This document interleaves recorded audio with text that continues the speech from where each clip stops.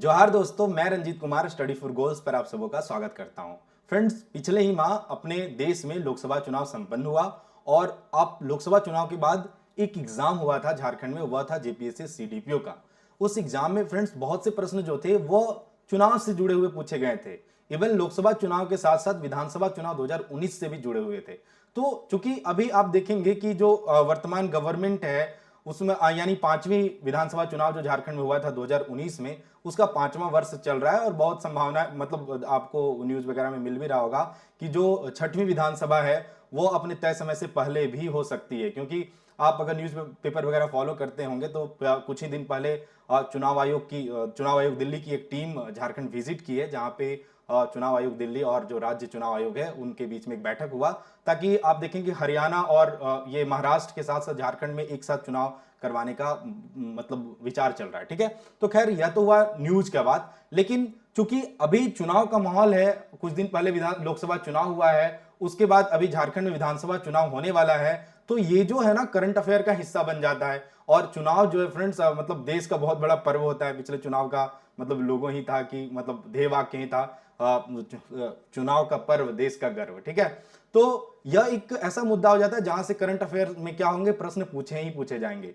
तो अब आज का जो टॉपिक है, जनरली मैं पिछला जो करंट अफेयर का वीडियो बनाया था तो वहां पे लोकसभा चुनाव को मैं बहुत डिटेल में बता दिया था, लेकिन एक और संभावना है कि विधानसभा चुनाव 2019 के बाद फ्रेंड्स झारखंड में बहुत से उपचुनाव हुए। तो भाई यह संभावना है कि यहां से भी एग्जाम में प्रश्न पूछ लिया जाए। तो चलिए इस वीडियो के साथ जो एक प्रश्न पूछने वाला संभावना है उस संभावना को हम लोग खत्म करते हैं। ठीक है, और हम लोग उपचुनाव बाई इलेक्शन जितने भी 2019 के बाद झारखंड में हुए हैं उन्हें एक एक करके देखेंगे, और किन के निधन की वजह से, किन के इस्तीफा की वजह से सीट खाली हुआ, बाद में उपचुनाव हुआ, कब हुआ और कौन विजय रहे, इन सब चीजों को देखेंगे। और साथ में एमसीक्यू प्रश्न भी देखेंगे कि इससे हमें पता चले कि एग्जाम में कैसे प्रश्न यहां से पूछे जा सकते हैं। तो चलिए फाइनली बढ़ते हैं आगे, हम देखते हैं लेक्चर में क्या क्या हम लोग डिस्कस करेंगे। आगे बढ़ने से पहले बता दूं फ्रेंड्स कि यदि आप संडे को वीडियो देख रहे हैं तो प्रत्येक संडे को स्टडी फॉर गोल्स भी क्या हो रहा है, फ्री मॉक टेस्ट हो रहा है। इस संडे को भी, चूंकि सीजीएल का एग्जाम नजदीक है, तो सीजीएल का जो पेपर 3 है उसका बाइलिंगुअल टेस्ट बिल्कुल फ्री आपको स्टडी फॉर गोल्स ऐप पे देखने को मिलेगा। कब? तो 3 से 5। तो ग्लोबल रैंक के लिए आप जरूर इस टेस्ट से जुड़िएगा। टेस्ट से जुड़ने के लिए क्या करना है, study for goals app download कीजिए, और अगर ऐप डाउनलोड नहीं करना चाहते तो हमारा टेलीग्राम लिंक, जिसका लिंक मैं डिस्क्रिप्शन बॉक्स में डाल दिया हूं, वहां से जुड़ जाइए, वहां पे भी टेस्ट का लिंक आपको मिल जाएगा। ठीक है, और उसके अलावा करंट अफेयर का परमानेंट सॉल्यूशन भी हम लोगों ने आपके लिए कर दिया है, और ये स्टडी फॉर गोल्स के लिए एक रिकॉर्ड ही है कि पिछले 10 दिनों में हमें इस करंट अफेयर की पुस्तक को 3 बार रीप्रिंट में भेजने का सौभाग्य मिला। ठीक है, तो इस मतलब प्रेम के लिए, इस हमारे कंटेंट को इतना पसंद करने के लिए आप सबों को हृदय से धन्यवाद। मैं कोशिश करूंगा कि चीजों को और दिन ब दिन बेहतरीन तरीके से आप तक लाते रहूं। ठीक है, चलिए अब आते हैं हम लोग फाइनली मुद्दे पे। तो फ्रेंड्स, हम झारखंड के उपचुनाव देखने से पहले यह जरूरी है कि जान लें कि उपचुनाव क्यों होते हैं। तो उपचुनाव इसलिए होता है फ्रेंड्स कि मान लीजिए कि जो मुख्य चुनाव होता है, जैसे में 2019 में ही झारखंड में जो 5वीं विधानसभा का चुनाव हुआ होगा, उसके बाद चलिए कब चुनाव, कई बार ना यहां से भी प्रश्न पूछा जाता है कि जो 5वीं विधानसभा चुनाव है वह कब से कब हुआ था। तो झारखंड में फ्रेंड्स 5वीं विधानसभा चुनाव जो है फ्रेंड्स वह 30 नवंबर, कब? 30 नवंबर 2019 से लेकर 20 दिसंबर 2019 के बीच में हुआ था। तो याद रखिए 5वीं विधानसभा 5 चरणों में हुआ था। अब चरण क्यों याद करा रहा हूं भाई, चरणों वाला? तो अगर जो सीडीपीओ का एग्जाम दिए होंगे उन्हें पता होगा कि लोकसभा में एक इन चरण वाले से भी पूछ लिया था कितने सीटों पे लोकसभा चुनाव हुआ था, तो यह भी ध्यान रखिएगा। अब देखिए इस मुख्य चुनाव में क्या हुआ होगा कि झारखंड के 81 सीटों पे विधायक चुने गए होंगे। अब उन विधायक में यह संभावना है फ्रेंड्स कि मान लीजिए दुर्भाग्यवश किन्हीं का निधन ही हो गया, तो वैसे कंडीशन में क्या होगा, वह विधानसभा सीट खाली हो जाएगा। तो भाई उस विधानसभा सीट से जनप्रतिनिधि तो कोई रहे नहीं। तो ये हुआ एक कंडीशन। दूसरा कंडीशन यह हुआ फ्रेंड्स कि अगर मान लीजिए किसी विधायक पे क्रिमिनल केसेस वगैरह है, तो वैसे कंडीशन में उन्हें क्या होता है, अगर सजा ज्यादा होता है तो वैसे कंडीशन में उन्हें अयोग्य घोषित कर दिया जाता है, या किसी अन्य कारणों से उन्हें निलंबित कर दिया जाए, तो वैसे कंडीशन में जो विधानसभा सीट होता है वह खाली हो जाता है। इसलिए यहां पे प्रोविजन है किस, अब देखिए किस एक्ट के अनुसार प्रोविजन है वह भी जान लीजिए। तो यहां पे क्या प्रोविजन है फ्रेंड्स कि जब वह सीट खाली हुआ उसके 6 माह के अंदर वहां पे चुनाव कराया जाता है, और उसी चुनाव को क्या कहा जाता है फ्रेंड्स, उपचुनाव कहा जाता है। ठीक है, आई होप कि आपको समझ में आ गया होगा। अब देखिए, आप अगर नेशनल जीके वगैरह पढ़ते होंगे तो पाते होंगे कि जो हमारे संविधान का भाग 15 है, भारतीय संविधान का भाग 15 है, उसका भाग 15 में आर्टिकल कितना 324 से लेकर 329 क्या करता है, निर्वाचन का बात करता है। निर्वाचन के मुद्दे पे यहाँ पे प्रोविजन है, तो यहां से नेशनल जीके में बहुत प्रश्न पूछा जाता है। तो अब यह भी सम्मान है, उपचुनाव का प्रोविजन कहां किया गया, तो यहां से भी प्रश्न आपको पूछ लिया जा सकता है। तो एक है फ्रेंड्स आरपीए एक्ट 1951, इसका क्या है 151 ए, इसके तहत उपचुनाव का प्रोविजन है। तो यह याद रखिए, ऐसे प्रश्न पूछेंगे तो आप आंसर कर लीजिएगा, नेशनल जीके में पूछेगा, झारखंड वाला में संभावना नहीं है। अच्छा, इसका फुल फॉर्म क्या होता है, तो representation of the people act. ठीक है, representation of the people act 1951। ठीक है, यह ध्यान रखिएगा। तो अब आई होप कि आपको बेसिक जानकारी ये उपचुनाव के बारे में हो गया। तो अब हम लोग चलते हैं झारखंड में जो उपचुनाव हुए उन पे, उनको जाकर एक एक करके हम लोग देखते हैं। ठीक है, चलिए। तो सबसे पहले फ्रेंड्स, जब 2019 में झारखंड में विधानसभा चुनाव हुआ, उसके बाद जो पहला उपचुनाव हुआ था फ्रेंड्स, वह उपचुनाव हुआ था कौन सा, तो दुमका उपचुनाव। अच्छा, चुनाव का जब बात हुआ तो मैं बता दूं, थोड़ा समय ले लेता हूं आपका, कि झारखंड में विधानसभा सीटों की संख्या कितना है फ्रेंड्स, 81 है, और इसमें से अनरिजर्व कितना है फ्रेंड्स, तो 43, और उसके बाद एसटी के लिए कितना है, तो 28, और एससी के लिए कितना है फ्रेंड्स, तो 9 सीट है। तो ये जानना बहुत जरूरी है। ठीक है, एक सीट क्या होता है, 82 जो होता है वो मनोनीत होता है एंग्लो इंडियन के लिए एक है। तो आपको ध्यान रखिए, अभी तो किसी संशोधन के द्वारा उस मनोनयन वाला भी खत्म कर दिया गया है। तो ये हुआ 12 और 381। ठीक है, चलिए वो ठीक है। तो ये जरूरी है आगे बढ़ने से पहले। सबसे पहले जो 81 विधानसभा पे जो चुनाव संपन्न हुआ 2019 में फ्रेंड्स, उसमें उसके बाद क्या हुआ कि जो पहला उपचुनाव हुआ वह दुमका उपचुनाव हुआ था। तो भाई ये दुमका उपचुनाव क्यों हुआ, तो दुमका उपचुनाव इसलिए हुआ क्योंकि जब विधानसभा चुनाव हो रहा था तो उसमें जो मुख्यमंत्री हेमंत सोरेन, उस समय तो नहीं थे लेकिन वर्तमान मुख्यमंत्री हैं, तो हेमंत सोरेन जो थे वह 2 सीटों से खड़े हुए थे, एक बरहेट से और एक दुमका से। तो ऐसा प्रोविजन है कि कोई भी व्यक्ति 2 सीटों से खड़ा हो सकता है, और अगर दोनों सीटों पे वह विजय हो जाता है तो उसे चुनाव के बाद एक सीट छोड़ना पड़ता है। तो इसलिए जो हेमंत सोरेन थे वह बरहेट सीट से विधायक के रूप में रहे, और दुमका सीट से या जो अपना सदस्यता था उससे इस्तीफा दे दिए। उसके बाद यहाँ पे कब 3 नवंबर 2020 को, कब याद रखिएगा डेट भी, 3 नवंबर 2020 को उपचुनाव हुए, और इस उपचुनाव में इनके भाई बसंत सोरेन जो कि झारखंड मुक्ति मोर्चा पार्टी से बिलोंग करते हैं वह विजय रहे। किन्हें हरा के, तो लुईस मरांडी को 6842 सीटों से हराकर यह विजय रहे। तो ये इतना ही इंपॉर्टेंट है, इस उपचुनाव से इतना ही इंपॉर्टेंट है आपके एग्जाम पॉइंट ऑफ व्यू से, तो इतना ही आपको ध्यान में रखना है। ठीक है, चलिए देखते हैं अगला उपचुनाव कौन सा था।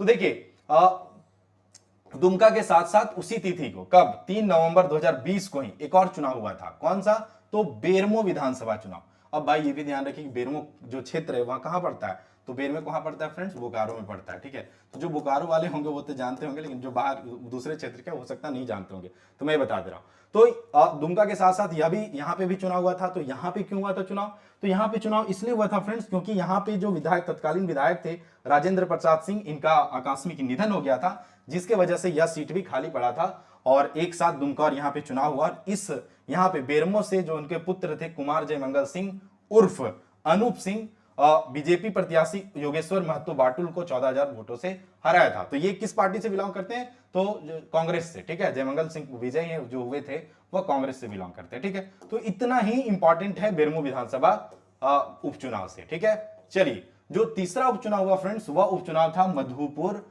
विधानसभा उपचुनाव। यह कब हुआ था, 2021 में। चुनाव का तिथि क्या था फ्रेंड्स, 17 अप्रैल 2021। यह चुनाव क्यों हुआ था फ्रेंड्स, तो जेएमएम प्रत्याशी यानी हाजी हुसैन अंसारी जो कि तत्कालीन अल्पसंख्यक कल्याण मंत्री थे, इनका आकस्मिक निधन हो गया था। कब, तो 3 अक्टूबर 2020 को। और इसके वजह से यह जो सीट था मधुपुर सीट कहां पे है, देवघर में ना, यह भी जानिए देवघर जिले में यह पड़ता है। ठीक है, देवघर में।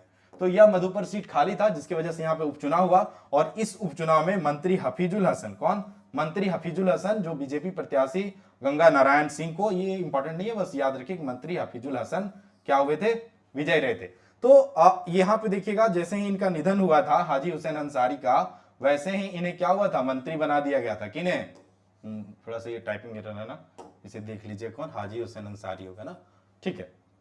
चलिए, तो ये जैसे जब हाजी हुसैन अंसारी का निधन हुआ था, वैसे ही उनके पुत्र हफीजुल हसन अंसारी को, मतलब वो चुनाव नहीं भी हुआ था तब उनको मंत्री बना दिया गया था। तो एक प्रोविजन यह भी है कि कोई व्यक्ति बिना मतलब निर्वाचित हुए भी मंत्री बन सकता है। तो उसका कंडीशन क्या है कि जब वो मंत्री बन जाएगा उसके 6 माह के अंदर चुनाव कराने होंगे, मतलब 6 माह के अंदर उसे चुनाव कराने नहीं होंगे, 6 माह के अंदर उसे विधानसभा सीट से जीतना होगा, ठीक है। तो ऐसा कंडीशन एक बार हुआ था ना कि शिबू सोरेन शायद मुख्यमंत्री बने थे, और बाद में वो राजा पीटर, कौन, डुमडुम क्या नाम था, थोड़ा राजा पीटर नहीं ध्यान रखते, वो क्या हुआ था, वहां पे उनको हरा दिए थे, जिसकी वजह से वह क्या हुआ, उन्हें मुख्यमंत्री पद से त्याग देना पड़ा था। तो ये प्रोविजन से भी प्रश्न एग्जाम में पूछे जाते हैं, तो इसको ध्यान में रखिएगा, ठीक है। चलिए, उसके बाद जो चौथा उपचुनाव हुआ फ्रेंड्स, वह था मांडर विधानसभा उपचुनाव, 2022 में हुआ। 23 जून 2022 को क्या हुआ था, मांडर विधानसभा उपचुनाव। और मांडर क्षेत्र कहां पड़ता है, तो रांची जिले में पड़ता है, ठीक है, यह भी ध्यान रखिए। तो पूर्व विधायक कौन, तो बंधु तिर्की, ये रहे पूर्व विधायक बंधु तिर्की। आय से अधिक संपत्ति के वजह से इनका जो है विधायक की जो है वह चला गया था, जिसके वजह से यह सीट कौन, मांडर सीट खाली था। और यहां पे कब, 23 जून 2020 को उपचुनाव हुआ, और इस उपचुनाव में फ्रेंड्स शिल्पी नेहा तिर्की विजय रही थी, ठीक है। और शिल्पी नेहा तिर्की विजय जैसे हुई, वैसे झारखंड विधानसभा के ये सबसे कम, वर्तमान विधानसभा की यह सबसे कम उम्र की विधायक चुनी गई। तो ऐसे भी प्रश्न पूछा जा सकता है, मैं देखा हूं कहीं कहीं पूछा है कि सबसे कम उम्र के विधायक कौन है, तो उसका आंसर क्या हो जाएगा, शिल्पी नेहा तिर्की, ठीक है। पांचवा फ्रेंड्स जो उपचुनाव हुआ वह हुआ रामगढ़ विधानसभा चुनाव। अब यह रामगढ़ विधानसभा चुनाव क्यों हुआ, तो गोला गोली कांड में कांग्रेस विधायक ममता देवी को सजा होने के बाद उनकी सदस्यता क्या हो गया था, खत्म हो गया था, जिसके चलते यह सीट क्या था फ्रेंड्स, खाली था। और यहां पर 27 फरवरी 2023 को उपचुनाव हुआ, और इस उपचुनाव में आजसू प्रत्याशी कौन, सुनीता चौधरी क्या हुई, विजय रही, ठीक है।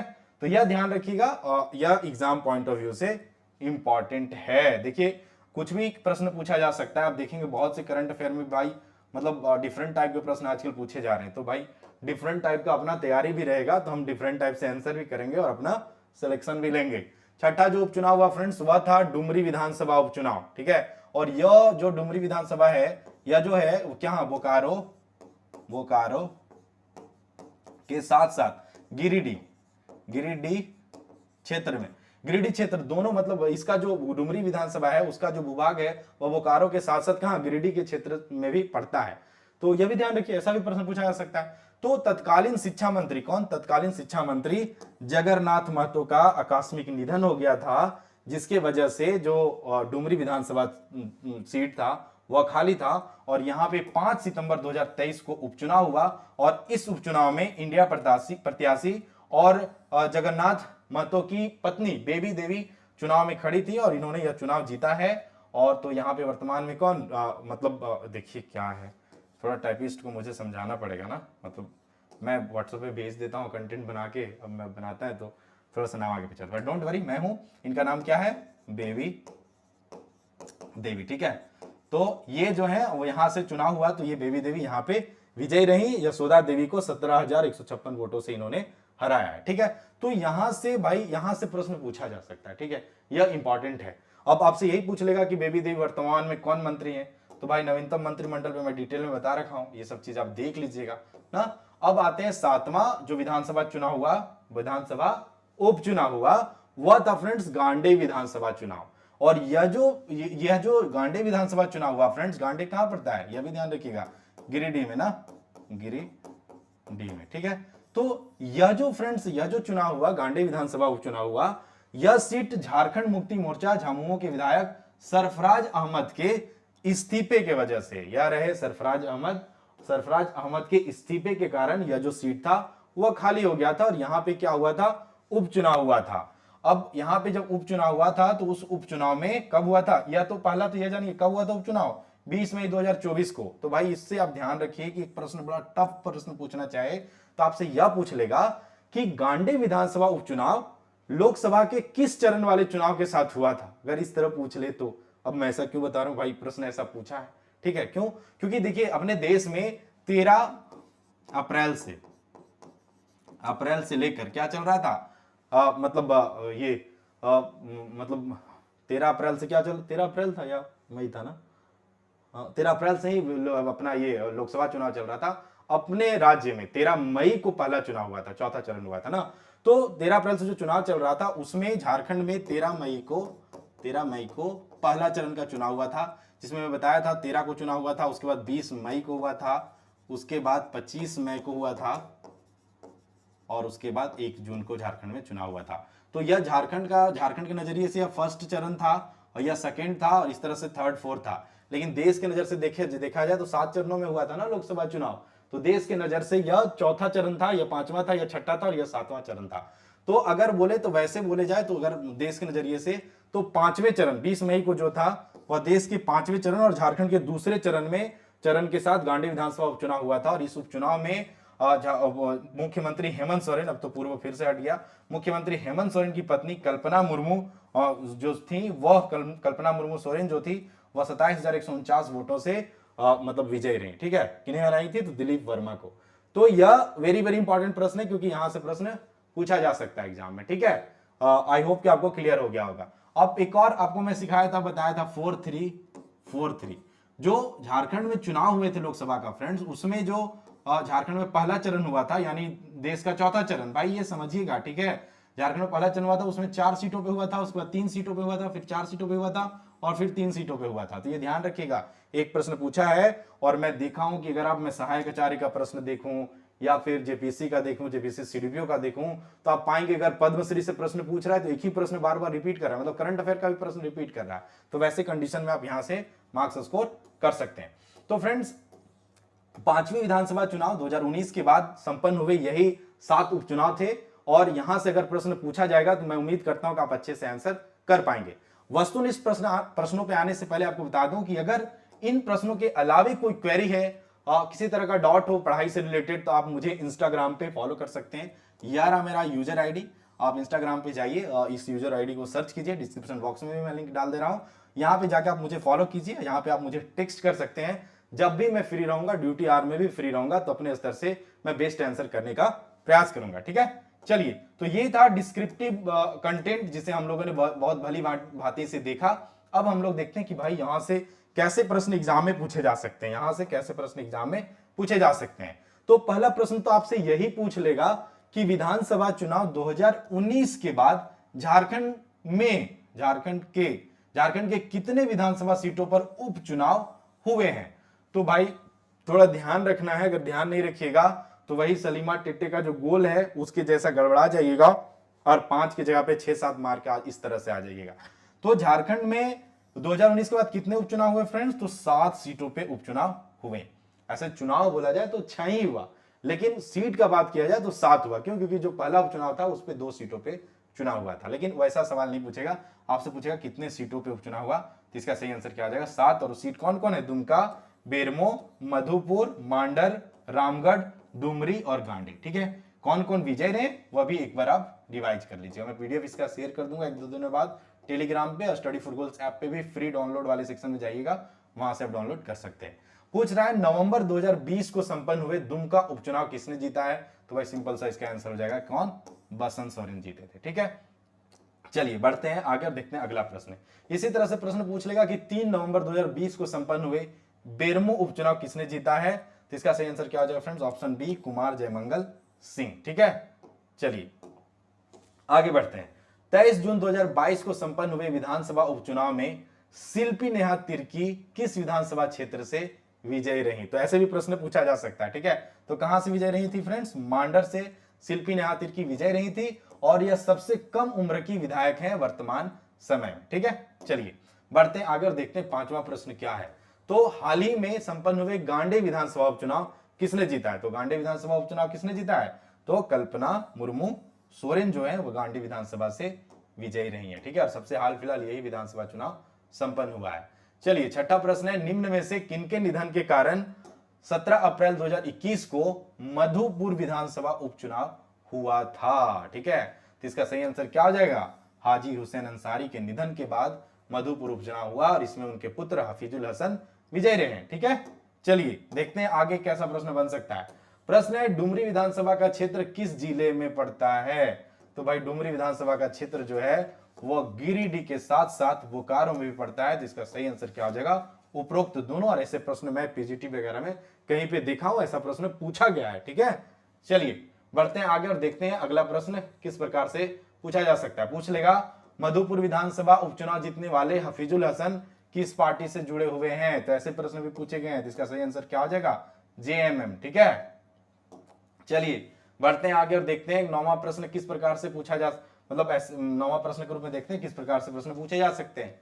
निम्न में से किस तत्कालीन शिक्षा मंत्री के निधन के कारण डुमरी विधानसभा उपचुनाव हुआ था, संपन्न हुआ था? तो कौन थे उस समय शिक्षा मंत्री? जगन्नाथ महतो। ये उस समय शिक्षा मंत्री के साथ साथ मद्य निषेध मंत्री भी थे। ठीक है, चलिए बढ़ते हैं आगे और देखते हैं कि ऐसा प्रश्न भी पूछा जा सकता है और ये इंपॉर्टेंट प्रश्न है। पूछ लेगा कि उपचुनाव के संदर्भ में निम्न में से कौन सा कथन सही है? तो भारत के विधायी निकायों में रिक्त सीटों को भरने के लिए उपचुनाव होते हैं, तो भाई यह तो सही है। जन प्रतिनिधित्व अधिनियम 1951, इसी को आरपीए एक्ट की धारा 151 ए उपचुनाव से संबंधित है, तो ये तो मैं बताया था स्टार्टिंग में ना, ऐसा ही, यह बिल्कुल सही है। उपचुनाव के नतीजे सत्तारूढ़ सरकार के बहुमत को प्रभावित कर सकती है, तो यह भी सही होगा। क्यों? क्योंकि मान लीजिए कि जैसे देखिए झारखंड में 81 सीट है, तो बहुमत के लिए कितना सीट चाहिए? बहुमत के लिए 41 सीट चाहिए। अगर मान लीजिए गठबंधन के पास 41 ही सीट होता, मान लीजिए 42 सीट होता, ठीक है, तो भाई गठबंधन जो पार्टी है जिसका भी सरकार है उसका तो सरकार होता। लेकिन मान लीजिए इसी में अगर 7 जगह चुनाव हो जाता और इन 7 जगह पे जो इनके जीते हुए सीट थे वह अपोजिट पार्टी, अपोजिशन वाले पार्टी जीत जाती, तो इनका बहुमत से तो आंकड़ा गिर जाता। तो ऐसे कंडीशन में क्या होता कि उनका जो सरकार, जो सत्ता में जो पार्टी है उसका सत्तारूढ़ सरकार भी प्रभावित हो जाता।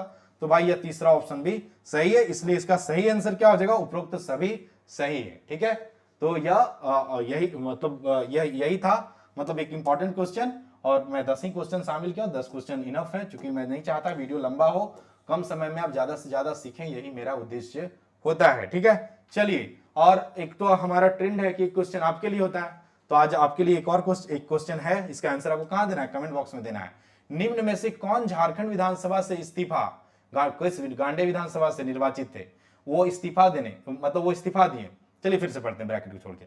निम्न में से कौन झारखंड विधानसभा से इस्तीफा देने के पश्चात राज्यसभा के सांसद चुने गए हैं? ऑप्शन है सरफराज अहमद, प्रदीप वर्मा, शिबू सोरेन और कल्पना सोरेन। तो यहां पे मैं जान के लिख दिया गांडे विधानसभा, क्योंकि अगर ये संदर्भ नहीं दिया जाएगा तो इसका आंसर अलग हो जाएगा। तो आपको कमेंट बॉक्स में आंसर देना है कि निम्न में से कौन झारखंड विधानसभा से इस्तीफा देने के बाद राज्यसभा के सांसद चुने गए हैं, और कौन सा विधानसभा?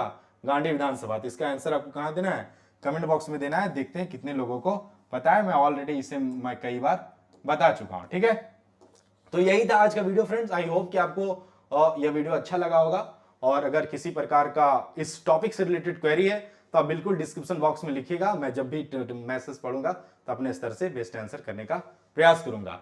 कुछ बातें अगर छूट गया, हाँ एक चीज छूटा कि देखिए ये जो उपचुनाव होते हैं ना वो लास्ट के साल में नहीं होता है। जैसे मान लीजिए कि गवर्नमेंट है और मतलब गवर्नमेंट के 3 साल पूरे हो रखे हैं, तो गवर्नमेंट किसी जो मतलब विधानसभा का कार्यकाल होता है 5 साल का होता है। अगर कोई 4 साल 2 महीना के बाद किसी का निधन होता है तो वैसे कंडीशन में चुनाव नहीं कराया जाता। क्यों? वेट किया जाता है कि जो अगला जो मुख्य चुनाव आएगा उसी में करवाया जाएगा। तो यह भी एक कंडीशन में पढ़ा था, तो मैं सोचा आपके साथ शेयर कर दूं। ठीक है, बाकी फ्रेंड्स स्टडी फॉर गोल्स की कुछ खास पुस्तकें हैं जिसे आपको फॉलो करना चाहिए। क्यों? क्योंकि हमने इस कुछ पुस्तकें जिसे बहुत बेहतरीन तरीके से मतलब काफी समर्पित तरीके से मैं चीजों को तैयार किया हूं, तो मैं चाहता हूं कि यह आपके सक्सेस का सारथी बने।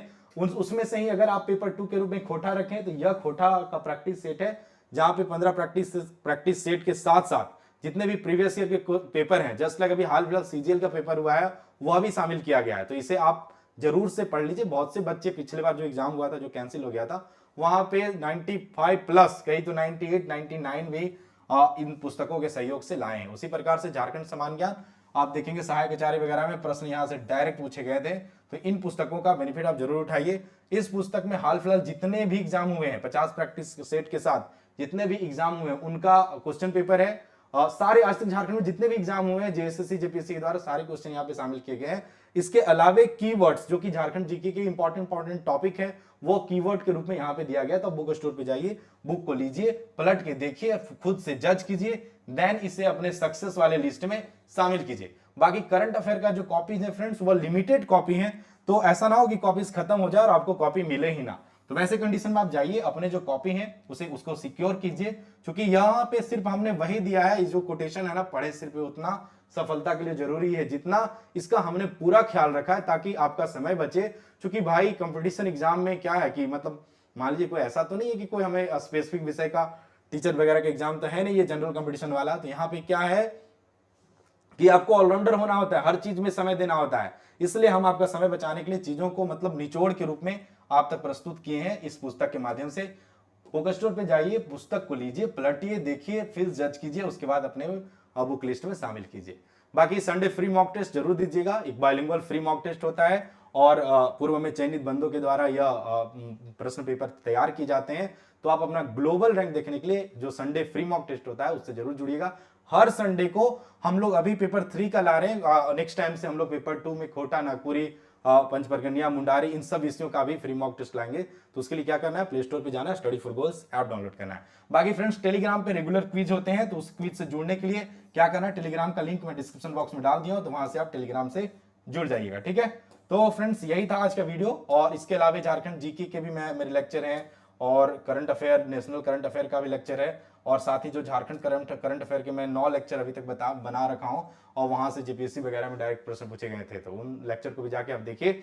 और बाकी यही था आज का वीडियो, आई होप कि आपको अच्छा लगा होगा। किसी प्रकार का क्वेरी है तो आप मुझे इंस्टाग्राम पे फॉलो कीजिए, टेक्स्ट कीजिए। और बाकी यही 30-35 दिन है जिंदगी बदलने का, रात दिन, ईच एंड एवरी सेकेंड एकदम झोंक दीजिए अपने आप को, पुस्तकों को एकदम नीचे, पुस्तकों का ना गर्दा उड़ा देना है, पुस्तक को इस तरह से पढ़ना है। मैं अपनी पुस्तक पुराने देखता हूं तो भाई मतलब देख के खुश हो जाता हूं कि हाँ, मतलब कुछ इस तरह से पढ़ा जाए कि उसका आउटकम निकल पाए। बाकी ढेरों शुभकामना कि आपका आने वाले एग्जाम में सिलेक्शन हो, और हम भी चाहेंगे कि मेरे पढ़ाए हुए बच्चे आने वाले एग्जाम में सिलेक्ट हो, क्योंकि आपका सिलेक्शन ही हमारा क्या है, अचीवमेंट है, ठीक है। तो मैं फिर मिलता हूं नेक्स्ट किसी करंट अफेयर की वीडियो के साथ, तब तक आप अपना ख्याल रखिए, bye bye and take care.